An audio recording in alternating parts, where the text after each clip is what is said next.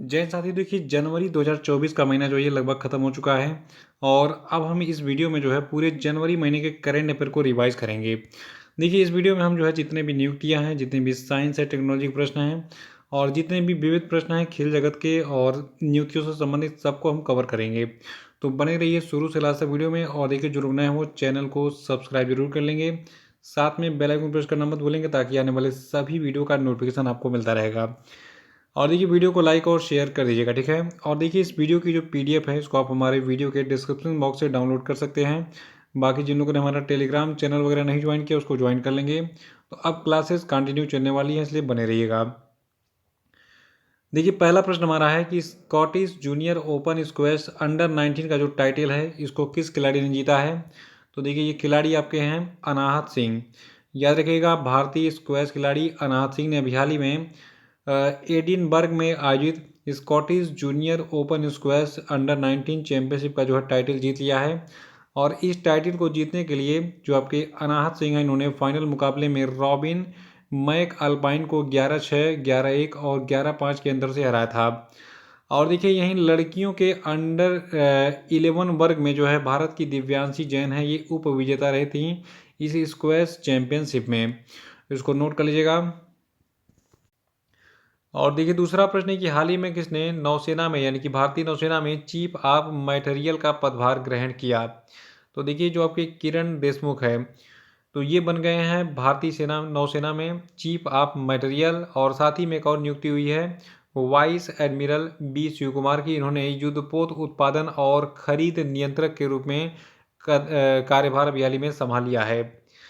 और तीसरा प्रश्न है कि skin care brand Nivea India ने अभी हाल ही में किसको अपना नया प्रबंध निदेशक नियुक्त किया। तो देखिए निविया इंडिया की प्रबंध निदेशक बन गई हैं गीतिका मेहता। देखिए जितनी भी नियुक्तियां हैं इनको मैं रिवाइज करूंगा और जितने भी इवेंट्स वगैरह हुए हैं, सैन्य अभ्यास हुए हैं, उन सभी को इस वीडियो में रिवाइज किया जाएगा। बाकी जो आपका रिपब्लिक डे से संबंधित क्वेश्चंस है वो भी मैं इस वीडियो में जो है रिवाइज करूंगा, तो बने रहिए वीडियो में। चौथा प्रश्न है कि रक्षा मंत्री राजनाथ सिंह ने यूपी के किस शहर में बालिकाओं के लिए पहले सैनिक स्कूल का उद्घाटन किया। तो देखिए अभी हाल ही में भारत के रक्षा मंत्री राजनाथ सिंह ने उत्तर प्रदेश के मथुरा में बालिकाओं के लिए पहले सैनिक स्कूल का उद्घाटन किया था। और आपको बता दूं कि जो ये बालिकाओं के लिए पहला सैनिक स्कूल है इसका नाम रखा गया है संविद गुरुकुलम, ठीक है।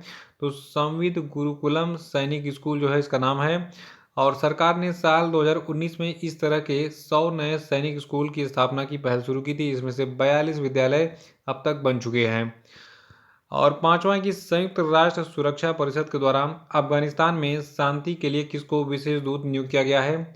तो देखिए संयुक्त राष्ट्र सुरक्षा परिषद के द्वारा हामिद करजई को अफगानिस्तान में शांति के लिए विशेष दूत बनाया गया है। देखिए हामिद करजई कौन है, ये अफगानिस्तान के पूर्व राष्ट्रपति रह चुके हैं। और देखिए अभी अफगानिस्तान में आपको पता होगा वहाँ पे तालिबान नामक एक संगठन है। तो उस आतंकी संगठन का कब्जा है पूरे तालिबान पे, जिसके बाद से वहाँ का सत्ता जो है वहाँ पे लोकतंत्र समाप्त हो गया है, ठीक है।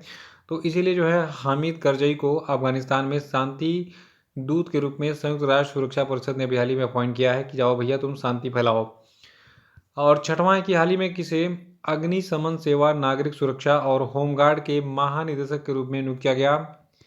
तो देखिए अभी हाल ही में जो है विवेक श्रीवास्तव जी को जो है अग्निशमन सेवा, नागरिक सुरक्षा और होमगार्ड के महानिदेशक के रूप में नियुक्त किया गया है। और सातवां प्रश्न है कि भारत का पहला पनडुब्बी पर्यटन किस राज्य में शुरू किया जाएगा। तो देखिए जो भारत का पहला पनडुब्बी पर्यटन है ये गुजरात में शुरू हो रहा है। देखिए अब आप पनडुब्बी के माध्यम से भगवान श्री कृष्ण का जो धाम है द्वारका उसका दर्शन कर सकेंगे समुंदर के अंदर। देखिए ये प्रोजेक्ट द्वारका शहर के तट पर गुजरात में एक छोटे से द्वीप बेट द्वारका के आसपास शुरू किया गया है। और आपको बता दें इसके लिए गुजरात सरकार ने मजगांव डॉकयार्ड लिमिटेड के साथ जो है समझौता किया है कि भैया आप पनडुब्बी प्रोवाइड करिए जिससे हम पनडुब्बी पर्यटन को शुरू करें। कहाँ, गुजरात के द्वारका में भगवान श्री कृष्ण का दर्शन करने वाले लोगों के लिए। और आठवां प्रश्न है कि हाल ही में केंद्र सरकार ने किस व्यक्ति को 16वें वित्त आयोग का अध्यक्ष नियुक्त किया है। तो देखिए ये नाम काफ़ी जाना पहचाना है, इनका नाम है अरविंद पनगड़िया। अरविंद पनगड़िया जो है ये केंद्र सरकार के नीति आयोग के पूर्व उपाध्यक्ष रह चुके हैं, ठीक है। तो 16वें वित्त आयोग के अध्यक्ष चुने गए हैं अरविंद पनगड़िया जी। देखिए जितने भी वित्त आयोग अब तक बने हैं मतलब 15 तक, तो सबके वित्त आयोग के अध्यक्षों का नाम पूछा गया है। इस बार 16वें वित्त आयोग के अध्यक्ष का नाम पूछा जाएगा, इनका नाम है अरविंद पनगड़िया। और इनके साथ में एक और नियुक्ति हुई है आईएएस ऑफिसर ऋत्विक रंजनम पांडे का। तो ऋत्विक रंजनम पांडे को जो है इस 16वें वित्त आयोग का सचिव अपॉइंट किया गया है। फिर से सुनिए, 16वें वित्त आयोग के अध्यक्ष बने हैं अरविंद पनगड़िया और 16वें वित्त आयोग के सचिव कौन नियुक्त हुए हैं? ऋत्विक रंजनम पांडे। देखिए वित्त आयोग के बारे में कई बार एग्जाम में पूछा गया है, तो आपको बता दें कि वित्त आयोग जो है इसका गठन भारत के संविधान के अनुच्छेद 280 के तहत किया जाता है। और नवा है कि संयुक्त सैन्य अभ्यास डेजर्ट साइक्लोन भारत और किस देश के बीच में आयोजित किया जाता है? तो देखिए डेजर्ट साइक्लोन ये भारत और संयुक्त अरब अमीरात के बीच का एक सैन्य अभ्यास है और ये अभ्यास 2 से 15 जनवरी 2024 तक राजस्थान के बीकानेर के महाजन रेंज में आयोजित किया गया था। और देखिए इसमें संयुक्त अरब अमीरात की ओर से जायद फर्स्ट ब्रिगेड के 45 सैनिकों ने भाग लिया था। और इस एक्सरसाइज जिसका नाम डेजर्ट साइक्लोन है, ये भारत और संयुक्त अरब अमीरात के बीच का ये आपसी सहयोग को मजबूत करने के लिए जो है किया जाने वाला अभ्यास है। याद रखिएगा डेजर्ट साइक्लोन भारत और संयुक्त अरब अमीरात के बीच में आयोजित होने वाला एक सैन्य अभ्यास है जिसका आयोजन 2 से 15 जनवरी तक राजस्थान के बीकानेर के महाजन फायरिंग रेंज में किया गया था। 10वां प्रश्न है कि हाल ही में किसे MS स्वामीनाथन पुरस्कार से सम्मानित किया गया है? तो देखिए हाल ही में BR कंबोज जी को MS स्वामीनाथन पुरस्कार से सम्मानित किया गया है। देखिए अभी हाल ही में जो BR कंबोज हैं, याद रखिएगा ये कहाँ के चौधरी चरण सिंह हरियाणा कृषि विश्वविद्यालय के ये कुलपति प्रोफेसर हैं BR कंबोज। इनको जो है इस MS स्वामीनाथन पुरस्कार से सम्मानित किया गया है और ये पुरस्कार कर्नाटक के राज्यपाल थावर चंद गहलोत ने इनको दिया है। 11वां प्रश्न कि हाल ही में किसने जनरल ऑफिसर कमांडिंग के रूप में चेतक कोर की कमान संभाली? तो देखिए अभी हाल ही में नागेंद्र सिंह ने जो है जनरल ऑफिसर कमांडिंग के रूप में चेतक कोर की कमान संभाली है। और आपको बता दें लेफ्टिनेंट जनरल नागेंद्र सिंह जो है ये 34वें जनरल ऑफिसर कमांडिंग के रूप में चेतक कोर की कमान संभालेंगे। ठीक है, संभालेंगे क्या, संभाल चुके हैं और इन्होंने लेफ्टिनेंट जनरल संजीव राय का स्थान लिया है इस पद पर। 12वां भी हमारा नियुक्ति वाला प्रश्न है। 12वां प्रश्न बहुत इंपॉर्टेंट है कि राजस्थान का नया मुख्य सचिव किसको बनाया गया? तो देखिए राजस्थान के जो नए मुख्य सचिव बने हैं इनका नाम है सुधांश पंत। आपको बताना है राजस्थान के मुख्यमंत्री का क्या नाम है, ठीक है, क्योंकि नई सरकार बनी है राजस्थान में।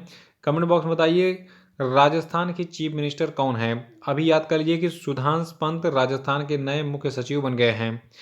और 13वां प्रश्न है कि हाल ही में पावर ग्रिड कारपोरेशन के नए अध्यक्ष और प्रबंध निदेशक के रूप में किसको नियुक्त किया गया है? तो देखिए पावर ग्रिड कारपोरेशन के नए अध्यक्ष और प्रबंध निदेशक बन गए हैं रविंद्र कुमार त्यागी और इन्होंने इस पद पर श्रीकांत कांदी कुप्पा का स्थान लिया है। 14वां प्रश्न है कि हाल ही में भारत ने कितने वर्षों के लिए संयुक्त राष्ट्र सांख्यिकी आयोग के सदस्य के रूप में अपना कार्यकाल शुरू किया है? तो देखिए भारत का जो कार्यकाल होगा ये 4 सालों का होगा संयुक्त राष्ट्र सांख्यिकी आयोग के सदस्य के रूप में। देखिए भारत आखिरी बार 2004 में मेंबर बना था और इस बार देखिए 2024 में फिर से जो है 4 सालों के लिए भारत संयुक्त राष्ट्र सांख्यिकी आयोग का सदस्य बन गया है। और देखिए 15वां प्रश्न है कि जनवरी 2024 में भारतीय क्रिकेट कंट्रोल बोर्ड ने ओडिशा के किस क्रिकेटर पर 2 साल का प्रतिबंध लगाया? तो देखिए ओडिशा के क्रिकेटर हैं सुमित शर्मा। ये फ्रॉड है, इन्होंने अपना डेट ऑफ बर्थ जो है थोड़ा सा हेर फेर कर दिया था। सुमित शर्मा पर ये जो प्रतिबंध है ये जन्म प्रमाण पत्र पर देने मतलब गलत इन्फॉर्मेशन देने के लिए जो है लगाया गया है। तो सुमित शर्मा पर जो है BCCI ने हाल ही में 2 सालों का प्रतिबंध लगा दिया है, याद रखिएगा। और कारपोरेट सामाजिक जिम्मेदारी के लिए राष्ट्रीय खेल प्रोत्साहन पुरस्कार 2023 जो है ये किसको दिया गया है? ओडिशा माइनिंग कारपोरेट लिमिटेड को।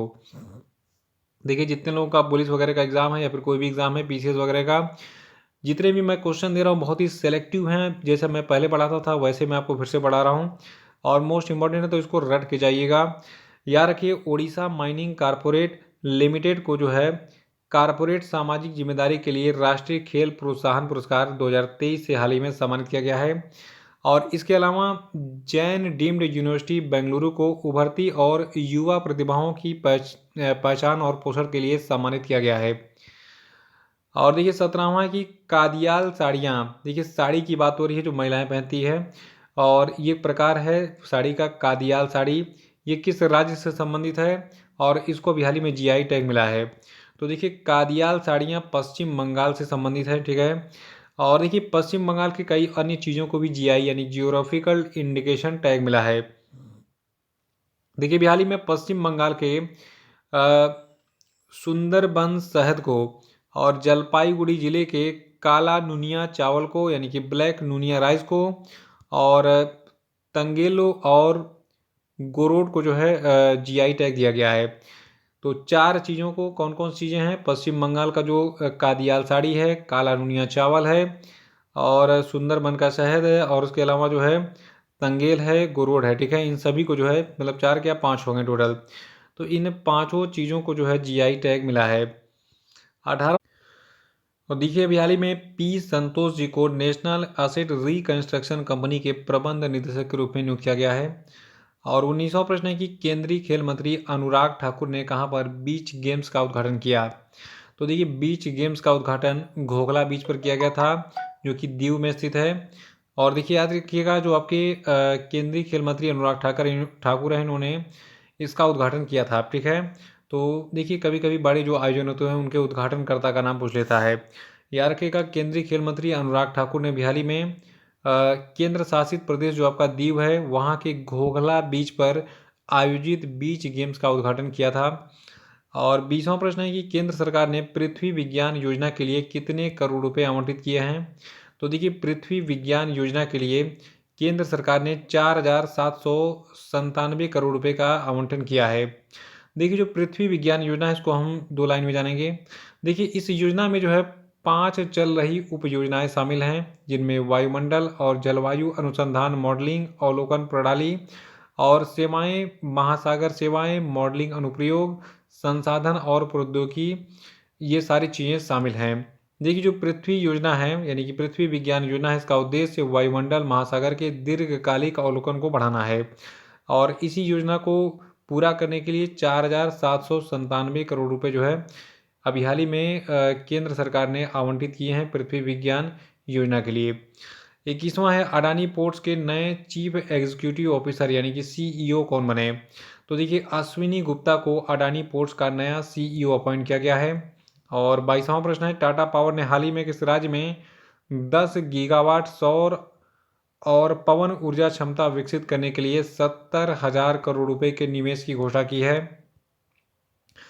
तो देखिए टाटा पावर ने हाल ही में तमिलनाडु राज्य में जो है 10 गीगावाट सौर और पवन ऊर्जा क्षमता विकसित करने के लिए कुल 70,000 करोड़ रुपए के निवेश की घोषणा की है। देखिए टाटा पावर के जो सीईओ और एमडी हैं इनका नाम है प्रवीण सिन्हा। इन्होंने 8 जनवरी को चेन्नई में तमिलनाडु ग्लोबल इन्वेस्टर मीट में इसकी घोषणा की कि जो तमिलनाडु राज्य है वहाँ पर टाटा पावर के द्वारा 10 गीगावाट सौर और पवन ऊर्जा क्षमता विकसित करने के लिए कुल 70,000 करोड़ रुपए का निवेश किया जाएगा। 23वां प्रश्न है कि हाल ही में इंडस फूड 2024 प्रदर्शनी का उद्घाटन किसने किया। तो देखिए इंडस फूड 2024 प्रदर्शनी का उद्घाटन पीयूष गोयल ने किया था। और इस इंडस फूड 2024 प्रदर्शनी का जो आयोजन है ये India exposition mart greater Noida में किया गया था। 24वां प्रश्न है कि हाल ही में अमृत धरोहर क्षमता निर्माण योजना के तहत किस झील पर प्रशिक्षण कार्यक्रम आयोजित किया गया। तो देखिए अभी हाल ही में जो ओडिशा का चिल्का झील है वहाँ पर अमृत धरोहर क्षमता निर्माण योजना के तहत एक प्रशिक्षण कार्यक्रम जो है आयोजित किया गया था। 25वां प्रश्न है गोल्डन ग्लोब 2024 में सर्वश्रेष्ठ निर्देशक मोशन पिक्चर का अवार्ड किसने जीता। तो देखिए जो गोल्डन ग्लोब्स 2024 अवार्ड समारोह था इसमें सर्वश्रेष्ठ निर्देशक मोशन पिक्चर का जो अवार्ड है ये जीता क्रिस्टोफर नोलन ने। और क्रिस्टोफर नोलन ने जो है एक फिल्म है जिसका नाम है ओपेनहाइमर, इसके निर्देशन के लिए जो है ये पुरस्कार जीता है, ठीक है। और देखिए गोल्डन ग्लोब्स की बात एक और ख़ास बात रही कि गोल्डन ग्लोब्स का जो 21वां संस्करण है ये अमेरिका के कैलिफोर्निया के बेवली हिल्स में आयोजित किया गया था। आयोजन स्थल पूछा जा सकता है, याद रखिएगा कि जो गोल्डन ग्लोब्स का 21वां पुरस्कार समारोह था ये कैलिफोर्निया के बेवरली हिल्स में आयोजित किया गया था। और एक खास बात और आपको याद रखनी है कि जो मोशन पिक्चर ड्रामा कैटेगरी है इसमें सर्वश्रेष्ठ अभिनय के लिए बेस्ट एक्टर का अवार्ड जो है सिलियन मर्फी को दिया गया। यानी सिलियन मर्फी जो है इनको बेस्ट एक्टर का अवार्ड दिया गया था, याद रखिएगा। और 26वां है कि हाल ही में किसने एशियाई ओलंपिक क्वालिफायर में पुरुषों की 10 मीटर एयर पिस्टल टीम स्पर्धा का स्वर्ण पदक जीता। तो देखिए अभी हाल ही में भारत ने एशियाई ओलंपिक क्वालिफायर में जो है पुरुषों की 10 मीटर एयर पिस्टल टीम स्पर्धा का स्वर्ण पदक जीता था। 27वां मोहम्मद शमी सहित कितने खिलाड़ियों को अर्जुन अवार्ड से सम्मानित किया गया। तो देखिए अभी हाल ही में मोहम्मद शमी जो कि क्रिकेटर हैं, इनके साथ में कुल 26 खिलाड़ियों को अर्जुन अवार्ड दिया गया। देखिए इसके साथ में एक और पुरस्कार है मेजर ध्यानचंद खेल पुरस्कार, ठीक है। तो मेजर ध्यानचंद खेल रत्न पुरस्कार के बाद जो अर्जुन पुरस्कार है ये दूसरा सबसे बड़ा पुरस्कार है खेल के क्षेत्र में दिया जाने वाला। देखिए अगर एग्जाम में पूछा जाए कि खेल के क्षेत्र में दिया जाने वाला सबसे बड़ा पुरस्कार कौन सा है, तो यह है मेजर ध्यानचंद खेल रत्न पुरस्कार। और देखिए इस बार ये जो आपका अर्जुन पुरस्कार है ये जो है टोटल 26 खिलाड़ियों को दिया गया है, जिसमें एक खिलाड़ी आपके कौन है, मोहम्मद शमी भी हैं। और इस बार बैडमिंटन के 2 दिग्गज खिलाड़ियों चिराग शेट्टी और सात्विक साईराज रंकी रेड्डी, इन दोनों को देश के सबसे बड़े खेल सम्मान जिसका नाम मेजर ध्यानचंद खेल रत्न अवार्ड है ये दिया गया है। तो इन सब चीज़ों को नोट कर लीजिए। और 28वां प्रश्न तो हमको लग रहा है किसी भी एग्जाम में बाकी नहीं रहा है अब तक। देखिए प्रश्न है प्रवासी भारतीय दिवस प्रतिवर्ष कब मनाया जाता है। तो हर साल हम 9 जनवरी को क्या मनाते हैं, प्रवासी भारतीय दिवस। क्यों? क्योंकि 9 जनवरी 1915 को गांधी जी दक्षिण अफ्रीका से भारत लौटे थे, इन्हीं के सम्मान में ये दिवस मनाया जा रहा है। और ये दिवस पहली बार 2003 में मनाया गया था। देखिए जो प्रवासी भारतीय दिवस 2024 है इसकी थीम है प्रवासी अमृत काल में भारत की प्रगति के लिए विश्वसनीय भागीदार, ठीक है। तो इस थीम के तहत प्रवासी भारतीय दिवस 2024 मनाया गया 9 जनवरी को। और 29वां प्रश्न है चंदूबी महोत्सव हाल ही में किस राज्य में मनाया गया। तो देखिए चंदूबी महोत्सव असम में मनाया गया अभी हाल ही में असम राज्य के चंदूबी झील के किनारे इस चंदूबी महोत्सव का जो आयोजन है ये किया गया था। देखिए चंदूबी महोत्सव का जो मुख्य उद्देश्य है ये असम के इस जैव विविधता हॉटस्पॉट में इको टूरिज्म को बढ़ावा देना है, जो कि चंदूबी झील है, ठीक है। यानी चंदूबी झील में वहाँ पर टूरिज्म को बढ़ावा देने के लिए असम सरकार चंदूबी महोत्सव का आयोजन करती है हर साल, और इस साल भी किया गया था। 30वां प्रश्न हमारा है इस साल जुलाई 2024 में यूनेस्को की विश्व धरोहर समिति की अध्यक्षता कौन सा देश करेगा। तो देखिए इस साल जुलाई 2024 में यूनेस्को की विश्व धरोहर समिति की अध्यक्षता करेगा भारत। और ये पहला मौका होगा जब भारत इस समिति की अध्यक्षता करेगा। और इसका जो आयोजन है ये 21 जुलाई से 31 जुलाई 2024 तक होगा। यानी कि जुलाई महीने में भारत यूनेस्को की विश्व धरोहर समिति की अध्यक्षता करेगा, इसको याद रखना है, सभी परीक्षाओं के लिए इम्पोर्टेंट है। और अगला कि हाल ही में किस राज्य में कॉलेज फगथांसी मिशन की शुरुआत की गई। तो देखिए कॉलेज फगथांसी मिशन की शुरुआत मणिपुर में की गई थी। 32वां की हाल ही में ई गवर्नेंस पर 2 दिवसीय क्षेत्रीय सम्मेलन का जो आयोजन है ये किस शहर में किया जा रहा है। तो देखिए अभी हाल ही में गुवाहाटी में जो है ई गवर्नेंस पर 2 दिवसीय क्षेत्रीय सम्मेलन आयोजित किया गया था। और देखिए जो असम के राज्यपाल हैं गुलाब चंद कटारिया और केंद्रीय राज्य मंत्री हैं डॉक्टर जितेंद्र सिंह, इन दोनों ने मिलकर असम के गुवाहाटी में ई गवर्नेंस पर इस 2 दिवसीय क्षेत्रीय सम्मेलन का उद्घाटन किया था। और इस ई गवर्नेंस पर जो क्षेत्रीय सम्मेलन है, ठीक है, तो इसका जो आयोजन है ये 9 से 10 जनवरी को किया गया था, और ये क्रम से 26वां क्षेत्रीय सम्मेलन था। 33वां प्रश्न है कि एलिजाबेथ बोर्न किस देश की प्रधानमंत्री थी जिन्होंने हाल ही में इस्तीफा दे दिया। तो देखिए एलिजाबेथ बोर्न जो है ये फ्रांस की प्रधानमंत्री थी, इन्होंने भी हाल ही में अपने पद से इस्तीफा दे दिया है। 34वां है वाइब्रेंट गुजरात ग्लोबल समिट के मुख्य अतिथि कौन थे। तो देखिए वाइब्रेंट गुजरात ग्लोबल समिट के मुख्य अतिथि थे मोहम्मद बिन जायद अल नाहयान। देखिए जो प्रधानमंत्री मोदी हैं इन्होंने गुजरात के गांधीनगर में जो महात्मा मंदिर है, ठीक है, तो यहाँ पर वाइब्रेंट गुजरात ग्लोबल समिट 2024 के 10वें संस्करण का उद्घाटन किया था।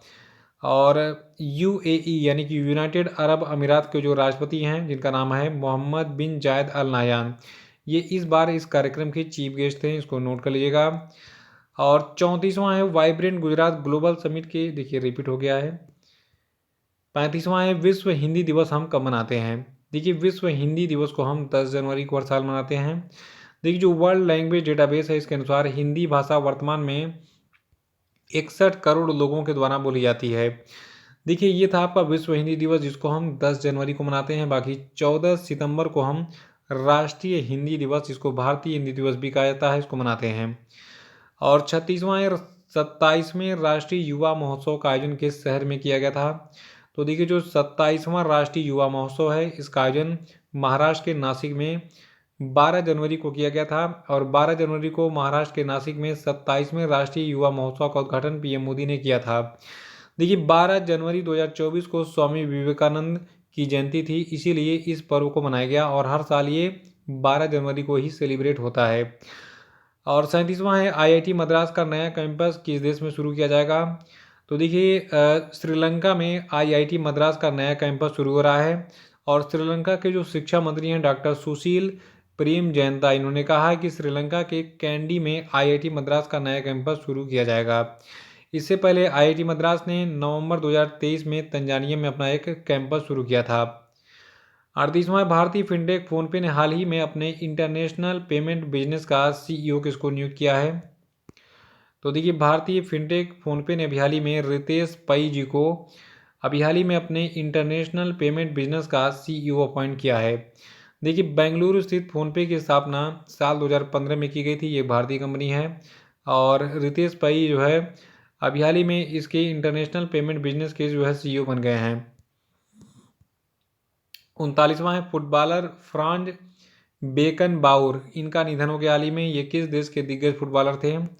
तो देखिए जो आपके फुटबॉलर हैं फ्रांज बेकनबाउर, ये जो है जर्मनी के फुटबॉलर थे, याद रखिएगा आप। 40वां है स्वच्छता सर्वेक्षण 2023 में 1 लाख से अधिक आबादी की कैटेगरी में सबसे स्वच्छ शहर का पुरस्कार किसको मिला? तो देखिए स्वच्छता सर्वेक्षण 2023 में 1 लाख से अधिक आबादी की कैटेगरी में सबसे स्वच्छ शहर का पुरस्कार इंदौर और सूरत को मिला है।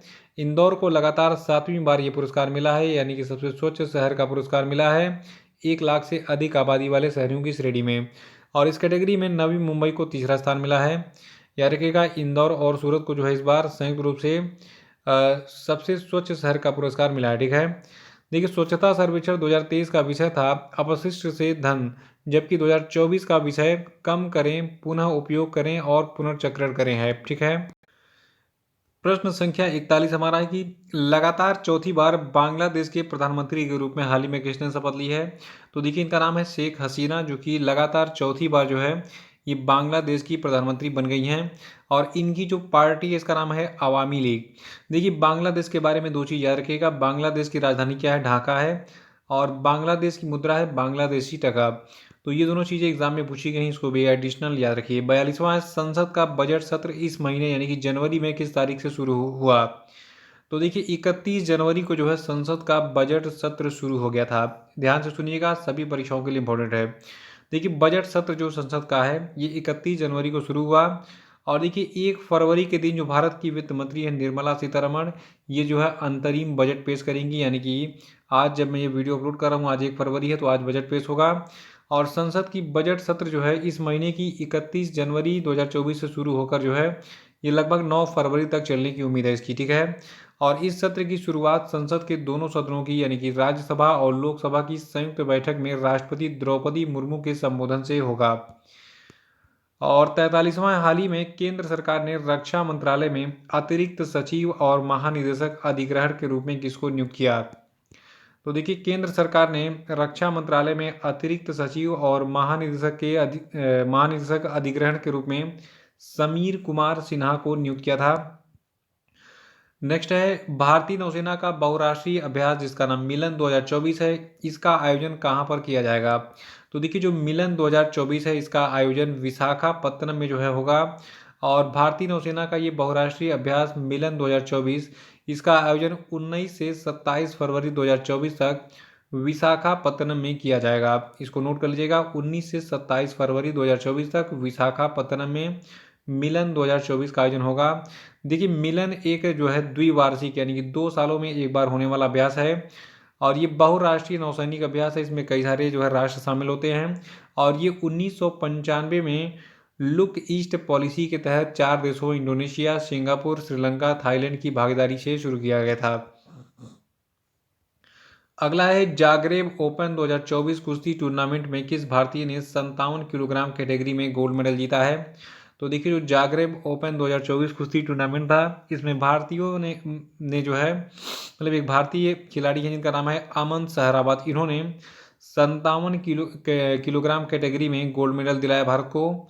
और आपको बता दें इसका जो आयोजन है यानी कि जो जागरेब ओपन 2024 कुश्ती टूर्नामेंट था, ये जो है क्रोएशिया में जो है आयोजित किया गया था। और इस टूर्नामेंट में पुरुषों के 57 किलोग्राम भार वर्ग में जो है अमन सहरावत ने स्वर्ण पदक दिलाया भारत को। देखिए रैंकिंग सीरीज के इस संस्करण में भारत का ये पहला पदक था। और अगला प्रश्न है अंतर्राष्ट्रीय हॉकी महासंघ ने हॉकी टूर्नामेंटों के प्रसारण के लिए किसके साथ समझौता किया है।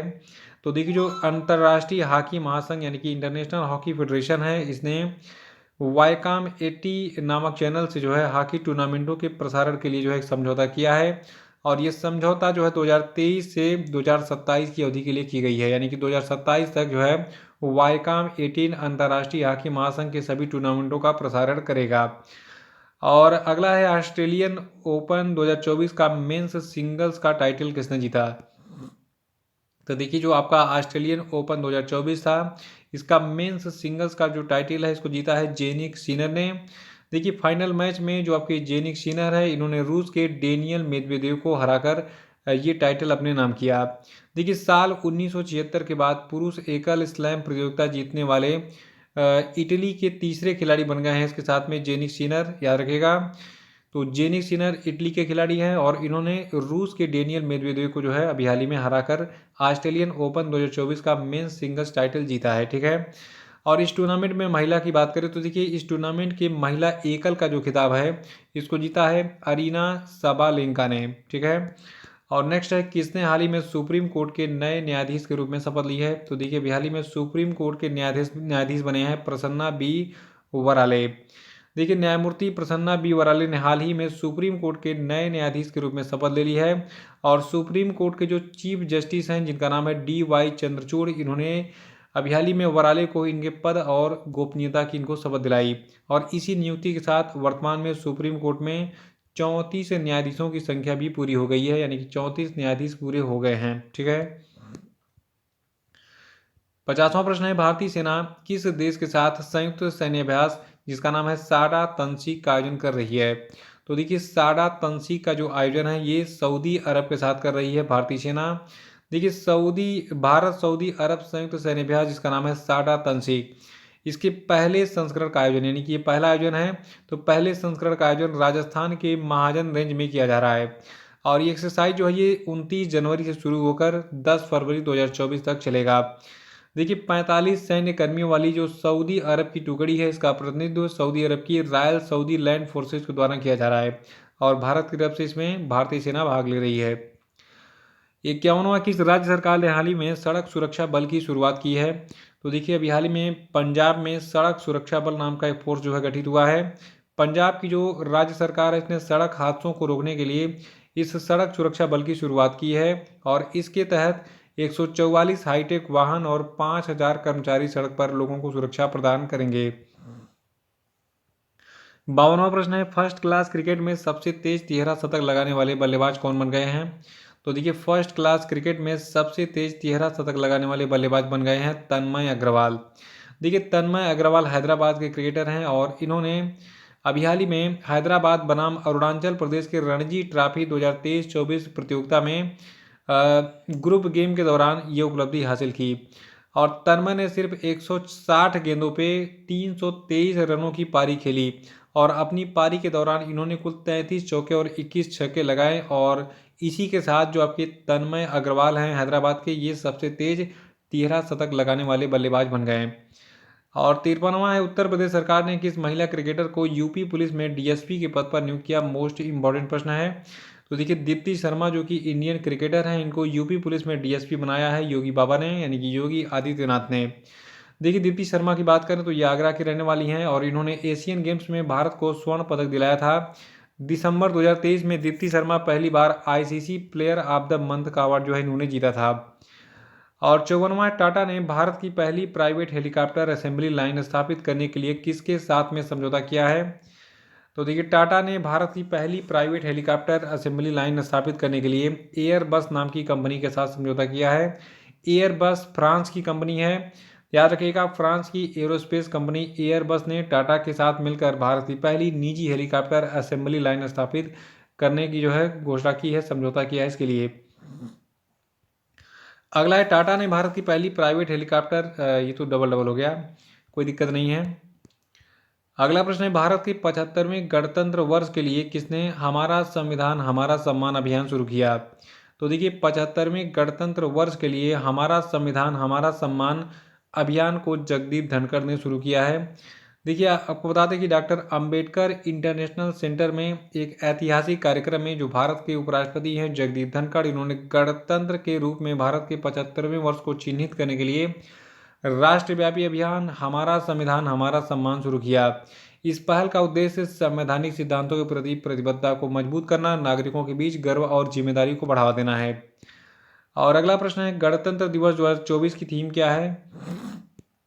तो देखिए जो आपका 26 जनवरी को गणतंत्र दिवस जो मनाया गया, इसकी थीम थी विकसित भारत और भारत लोकतंत्र की मातृका। देखिए गणतंत्र दिवस 2024 भारत ने 26 जनवरी 2024 को अपना जो है 75वां गणतंत्र दिवस मनाया। और गणतंत्र दिवस राष्ट्रपति के द्वारा राष्ट्रीय ध्वज फहराने के साथ मनाया जाता है, यानी कि गणतंत्र दिवस को राष्ट्रपति ध्वज फहराते हैं। और जो आपका स्वतंत्रता दिवस होता है, यानी कि 15 अगस्त का दिन होता है, उस समय प्रधानमंत्री जो है ये ध्वज फहराते हैं। ठीक है, इस चीज़ को याद रखिएगा, दोनों चीज़ें पूछी गई एग्जाम में। देखिए राष्ट्रपति द्रौपदी मुर्मू ने इस बार सुबह 8 बजे कर्तव्य पथ पर 26 जनवरी 2024 को राष्ट्रीय ध्वज फहराया था। और इस बार 26 जनवरी के अवसर पर जो फ्रांस के राष्ट्रपति इमैनुअल मैक्रोन है, ये भारत के मुख्य अतिथि थे, इसको याद रखिएगा, ये 1 नंबर का गारंटेड प्रश्न है। और देखिए हम 26 जनवरी को गणतंत्र दिवस को मनाते हैं क्योंकि इसी दिन सन 1950 को भारत सरकार अधिनियम 1935 को हटाकर भारत का संविधान लागू किया गया था। और अगला राष्ट्रीय मतदाता दिवस कब मनाता है? तो देखिए इसको हम मनाते हैं 25 जनवरी को। 2024 के राष्ट्रीय मतदाता दिवस की थीम थी nothing like voting I vote for sure. और 59वां प्रश्न है इस वर्ष गणतंत्र दिवस पर केंद्र सरकार ने कितने लोगों को जीवन रक्षा पदकों से सम्मानित किया? तो देखिए इस बार टोटल 31 लोगों को जीवन रक्षा पदकों से सम्मानित किया गया है। और आपको बता दें इन 31 लोगों में से 3 लोगों को मरणोपरांत ये पुरस्कार मिला है, यानी कि 3 लोग ऐसे हैं जिनकी मृत्यु हो चुकी है, उनको मिला है जीवन रक्षा पदक। गृह मंत्रालय के अनुसार इन अवार्ड्स में 3 को सर्वोत्तम जीवन रक्षा पदक, 7 लोगों को उत्तम जीवन रक्षा पदक और 21 व्यक्तियों को जीवन रक्षा पदक से सम्मानित किया गया है। और 60वां प्रश्न है कि हाल ही में किस देश ने अपना पहला अल्कोहल स्टोर यानी कि शराब की दुकान खोलने की घोषणा की है? तो देखिए सऊदी अरब में पहला शराब का दुकान खुलने जा रहा है। किसके लिए? ये स्पेशली होगा जो गैर मुस्लिम देशों के राजनयिक वगैरह हैं उनके लिए। ठीक है, तो इसके लिए टर्म एंड कंडीशन क्या है? देखिए ये स्टोर खुल रहा है सऊदी अरब के रियाद में, और ये स्टोर विशेष रूप से मुस्लिम राजनयिकों के लिए होगा, मतलब गैर मुस्लिम जो मुस्लिम नहीं है उनके लिए, क्योंकि इस्लाम में शराब हराम है। और एक दस्तावेज में बताया गया कि इस अल्कोहल स्टोर से खरीदारी करने के पहले ग्राहकों को एक मोबाइल ऐप के माध्यम से पंजीकरण करना होगा। बाद में सऊदी अरब के विदेश मंत्रालय से इसको क्लियरेंस मिलेगा, तब जाके इनको दारू मिलेगी। ठीक है, और एक कोटा निर्धारित होगा कि भाई आपको महीने में इतना ही मिलेगा, उससे ज़्यादा आप खरीदारी नहीं कर सकते हैं। देखिए इस्लाम में शराब हराम है, जो लोग इस्लाम का फॉलो करते हैं शराब पीते हैं तो वो इस्लाम को फॉलो नहीं करते हैं। ठीक है, ये ऐसा कुरान में लिखा गया है। 61वां दुनिया की पहली ब्लैक टाइगर सफारी किस राज्य में बनाई जाएगी? तो देखिए दुनिया की जो पहली ब्लैक टाइगर सफारी है ओडिशा में बनाई जाएगी। और हाल ही में ओडिशा के मुख्यमंत्री नवीन पटनायक ने ओडिशा के मयूरभंज में सिमलीपाल टाइगर रिजर्व के पास दुनिया की पहली ब्लैक टाइगर सफारी की स्थापना की योजना का अनावरण किया। 62वां हाल ही में किसे अफ्रीकी ने colonel C.K. Naidu lifetime achievement पुरस्कार से सम्मानित किया गया? तो देखिए अभी हाल ही में क्रिकेटर रवि शास्त्री और क्रिकेटर फारूक इंजीनियर इन दोनों को colonel C.K. Naidu lifetime achievement पुरस्कार से सम्मानित किया गया है। और देखिए कंपनी है पेप्सिको इंडिया, इसके नए CEO बन गए हैं जागृत कोटेचा। और देखिए अभी हाल ही में भूटान के प्रधानमंत्री चुने गए हैं एक बार फिर से शेरिंग टोब्गे। तो शेरिंग टोब्गे जो है ये भूटान के नए प्रधानमंत्री चुने गए हैं दोबारा।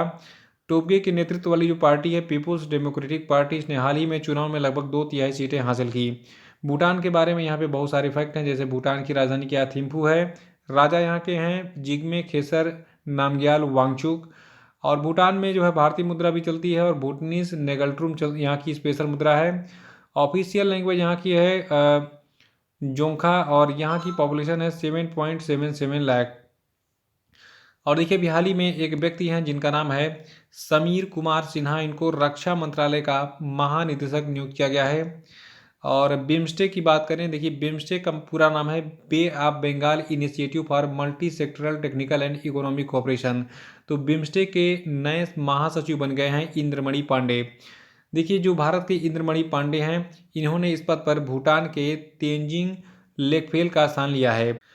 और देखिए बिम्स्टेक में जो है 2016 में बांग्लादेश, भारत, बर्मा, श्रीलंका, थाईलैंड और भूटान मेंबर थे और पाकिस्तान इसका सदस्य नहीं है।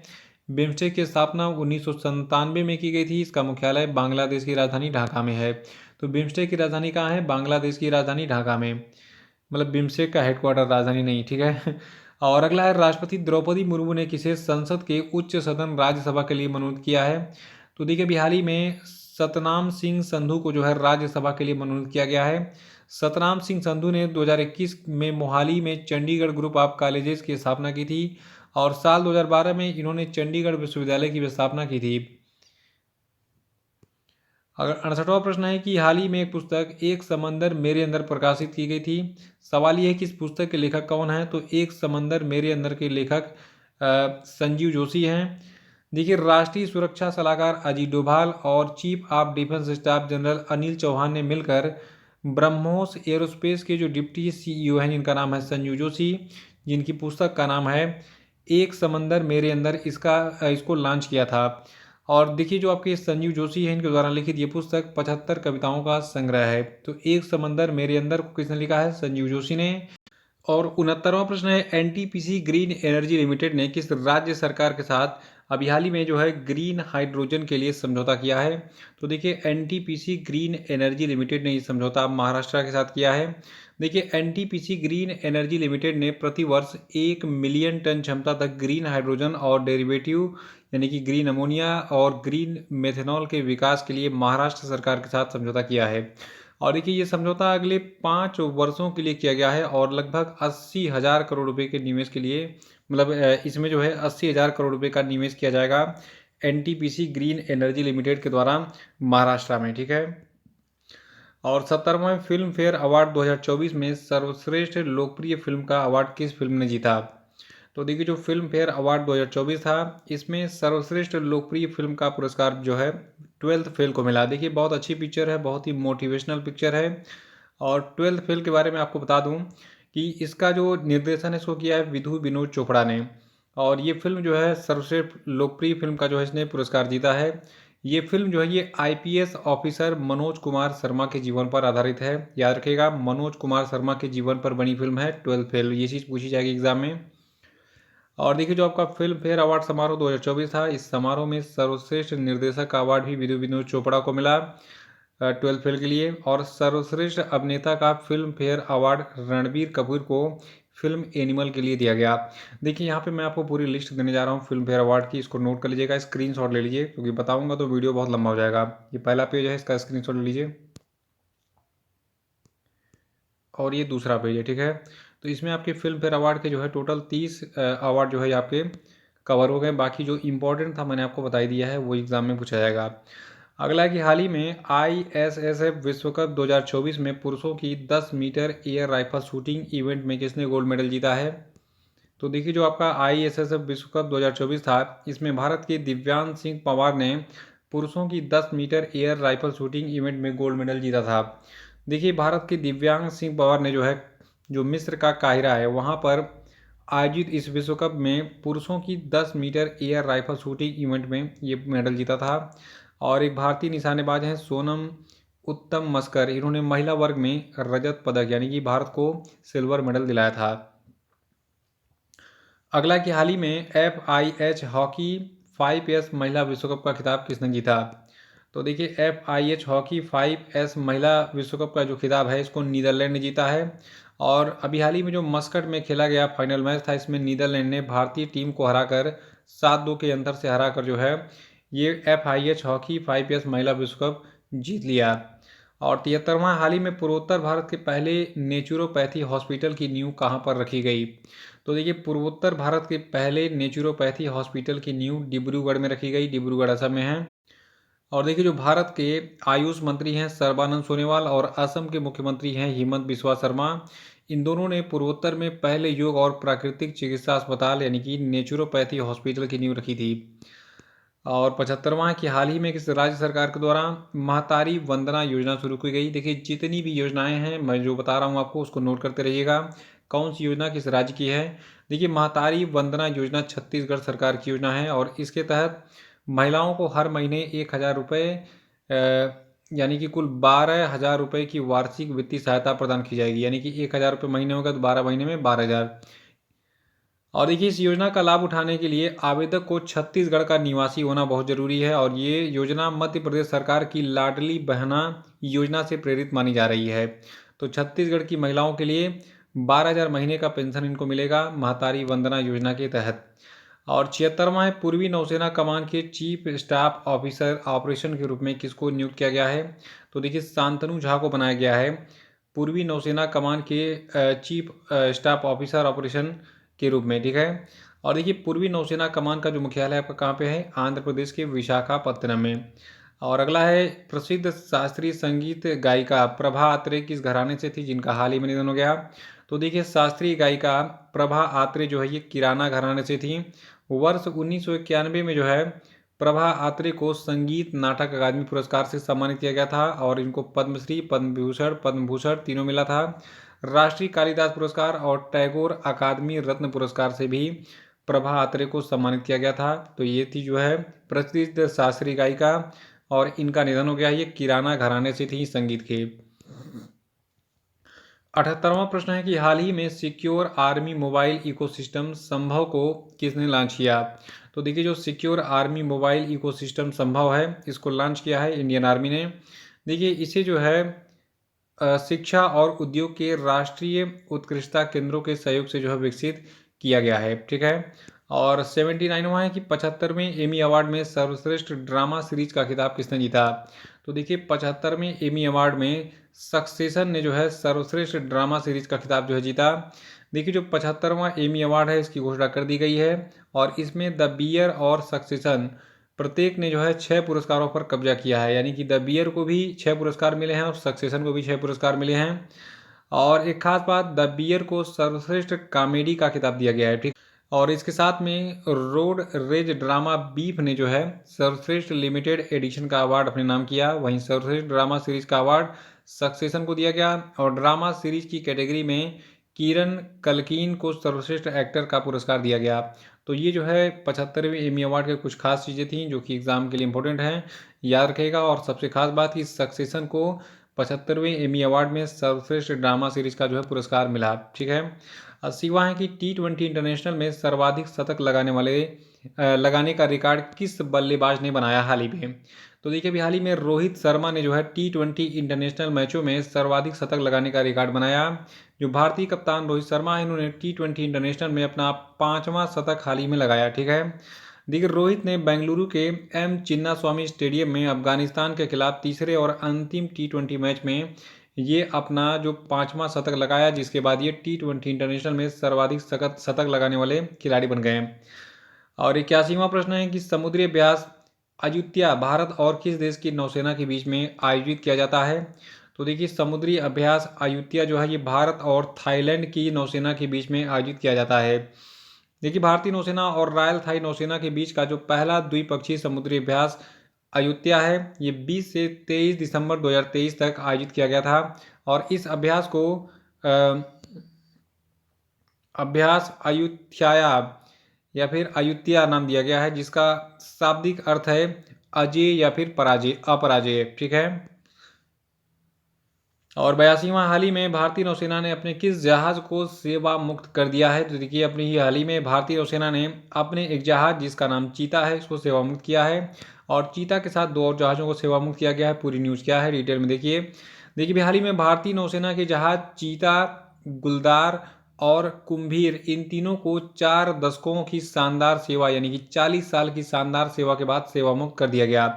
देखिए जो चीता, गुलदार और कुंभीर है, इनको पोलैंड के ग्नीडिया शिपयार्ड में तैयार किया गया था और इन जहाज़ों को क्रमशः 1984, 1985 और 1986 में भारतीय नौसेना में शामिल किया गया था। तो इन तीनों का नाम याद रखिएगा। 83वां है कि किसे सर्वश्रेष्ठ फीफा पुरुष खिलाड़ी के अवार्ड से सम्मानित किया गया है। तो देखिए फीफा के बेस्ट मेल फुटबॉलर का अवार्ड जो है लियोनेल मेसी को मिला है इस बार। देखिए अर्जेंटीना की जो सुपरस्टार लियोनेल मेसी हैं, इनको एक बार फिर सर्वश्रेष्ठ फीफा पुरुष खिलाड़ी का पुरस्कार मिल गया। साथ में महिला खिलाड़ी की बात करें तो स्पेन और बार्सिलोना की स्ट्राइकर एटाना बोनमती को सर्वश्रेष्ठ फीफा महिला खिलाड़ी का पुरस्कार दिया गया है। 84वां है कि डॉक्टर भीमराव अंबेडकर की 125 फीट ऊंची कांस्य प्रतिमा का उद्घाटन किस राज्य में किया गया है। तो देखिए अभी हाल ही में आंध्र प्रदेश में डॉक्टर भीमराव अंबेडकर की 125 फीट ऊंची कांस्य प्रतिमा का उद्घाटन किया गया। देखिए आंध्र प्रदेश के जो मुख्यमंत्री हैं YS जगनमोहन रेड्डी, तो इन्होंने अभी हाल ही में विजयवाड़ा के स्वराज मैदान में डॉक्टर भीमराव अंबेडकर की इस 125 फीट ऊंची कांस्य प्रतिमा का उद्घाटन किया था और इस प्रतिमा का नाम याद रखिएगा, इसका नाम रखा गया है सामाजिक न्याय की प्रतिमा। तो सामाजिक न्याय की प्रतिमा किसकी प्रतिमा है? डॉक्टर भीमराव अंबेडकर की। इसकी ऊंचाई है 125 फीट और ये कांसे की प्रतिमा है और ये कहाँ पे स्थापित किया गया है? आंध्र प्रदेश के विजयवाड़ा के स्वराज मैदान में। 85वां की फोर्ब्स की हाल ही की रिपोर्ट के अनुसार दुनिया की सबसे मजबूत करेंसी कौन सी है? तो देखिए दुनिया की जो सबसे मजबूत करेंसी है जिसकी वैल्यू सबसे अधिक है, ये आपका है कुवैती दिनार। ऐसा फोर्ब्स की रिपोर्ट में बताया गया है। देखिए बहरीन की करेंसी जो आपकी बहरीनी दीवार है, ये दिनार है, दीवार नहीं, दिनार। तो बहरीनी दिनार जो है दुनिया की दूसरी सबसे मूल्यवान करेंसी है। और फिर ओमान की जो करेंसी है ओमानी रियाल, ये दुनिया की तीसरी सबसे मूल्यवान करेंसी है। और वहीं दुनिया की दूसरी सबसे अधिक कारोबार वाली जो मुद्रा है यूरो, तो यूरो लिस्ट में 9वें स्थान पर, यानी कि यूरो जो है 9वां दुनिया का सबसे बड़ा करेंसी है। और जो अमेरिकी डॉलर है ये 10वां सबसे मूल्यवान करेंसी है। तो ये चीज़ें नोट कर लीजिएगा और याद रखिएगा कि कुवैती दिनार दुनिया की सबसे अधिक मूल्यवान करेंसी है। और ये प्रश्न लगभग एग्जाम में पूछा भी गया क्योंकि कुवैती दिनार बहुत समय पहले से ही जो है दुनिया की सबसे मूल्यवान करेंसी बनी हुई है। 86वां की पीएम नरेंद्र मोदी ने 8 अमृत परियोजनाओं की शुरुआत महाराष्ट्र के किस शहर में की? तो देखिए पीएम मोदी ने जो महाराष्ट्र का सोलापुर है वहां पर 8 अमृत परियोजनाओं की आधारशिला शुरुआत रखी थी। कहां पे? जनवरी महीने में, जनवरी 2024 में। देखिए पीएम मोदी ने महाराष्ट्र के सोलापुर में लगभग 2000 करोड़ रुपए की 8 अमृत कायाकल्प और शहरी परिवर्तन के लिए अटल मिशन परियोजनाओं पर आधारशिला रखी थी। 87वां प्रश्न है कि IIT मद्रास ने ई मोबिलिटी सिमुलेशन लैब लॉन्च करने के लिए किसके साथ करार किया है? तो देखिए IIT मद्रास ने जो है ई मोबिलिटी सिमुलेशन लैब लॉन्च करने के लिए अल्टेयर नाम की एक कंपनी के साथ करार किया है। और 88वां कि हाल ही में केंद्र सरकार ने केरल में कृत्रिम रीफ इकाइयों की स्थापना के लिए कितने करोड़ रुपए आवंटित किए हैं?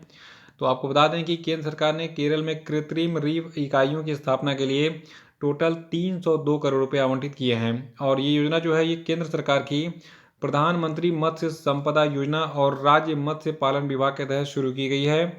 और आपको बता दें इसे स्थायी मत्स्य पालन और आजीविका को बढ़ावा देने के लिए शुरू किया गया है। 90वां की एशिया के सबसे बड़े विमानन एक्सपो विंग्स इंडिया 2024 का आयोजन कहां पर किया गया था? तो देखिए विंग्स इंडिया 2024 का जो आयोजन है ये हैदराबाद में किया गया था। और जो भारत के केंद्रीय नागरिक उड्डयन मंत्री हैं ज्योतिरादित्य सिंधिया, इन्होंने हैदराबाद के बेगमपेट हवाई अड्डे पर एशिया के सबसे बड़े विमानन एक्सपो विंग्स इंडिया 2024 का उद्घाटन किया था। और 91वां है कि द्विपक्षीय श्रृंखला के लिए ICC द्वारा नियुक्त पहली निष्पक्ष महिला अंपायर कौन होंगी? तो देखिए द्विपक्षीय श्रृंखला के लिए ICC द्वारा नियुक्त पहली निष्पक्ष महिला अंपायर होंगी आपकी सू रेडफर्न। और जो आपकी सू रेडफर्न है इनको ऑस्ट्रेलिया और दक्षिण अफ्रीका के बीच आगामी ICC महिला चैंपियनशिप और T20 इंटरनेशनल मैचों के लिए नामित किया गया है, ये इसमें अंपायरिंग करेंगी। और जो आपकी रेडफर्न है इन्होंने इंग्लैंड के लिए खेला है, ये इंग्लैंड की क्रिकेटर रही हैं और ये कई विश्व कपों में अंपायरिंग भी कर चुकी हैं। 92वां की हाल ही में किसने अयोध्या के राम मंदिर को समर्पित स्मारक डाक टिकटों की एक सीरीज लॉन्च की? तो देखिए पीएम मोदी ने अभी हाल ही में अयोध्या के राम मंदिर को समर्पित स्मारक डाक टिकटों की एक सीरीज लॉन्च की है। और आपको बता दें कि 6 अलग अलग डिजाइन के साथ ये टिकट श्री राम जन्मभूमि के सार को दर्शाते हैं। और देखिए राम मंदिर का जो एक तरीके से प्राण प्रतिष्ठा का कार्यक्रम है ये 22 जनवरी को हुआ था। इसको भी नोट कर लीजिएगा कि 22 जनवरी 2024 को जो है राम मंदिर की प्राण प्रतिष्ठा अयोध्या में हुई थी। और ये डेट याद रखना है, नहीं तो एक नंबर चला जाएगा। 93वां की भारत की पहली सौर ऊर्जा से चलने वाली नाव का संचालन किस नदी में किया जाएगा? तो देखिए जो आपकी सरयू नदी है जो कि अयोध्या में है, जिसके किनारे राम मंदिर बना है, तो यहाँ पर भारत की पहली सौर ऊर्जा से चलने वाली नाव का संचालन किया जाएगा और इसे उत्तर प्रदेश नवीन एवं नवीकरणीय ऊर्जा एजेंसी के द्वारा तैयार किया गया है। 94वां है विश्व आर्थिक मंच भारत के किस राज्य में स्वास्थ्य देखभाल और जीवन विज्ञान पर आधारित केंद्र स्थापित करेगा? तो देखिए जो विश्व आर्थिक मंच है ये तेलंगाना राज्य में जो है स्वास्थ्य देखभाल और जीवन विज्ञान पर आधारित केंद्र स्थापित करेगा। 95वां है मेघालय खेलों के 5वें संस्करण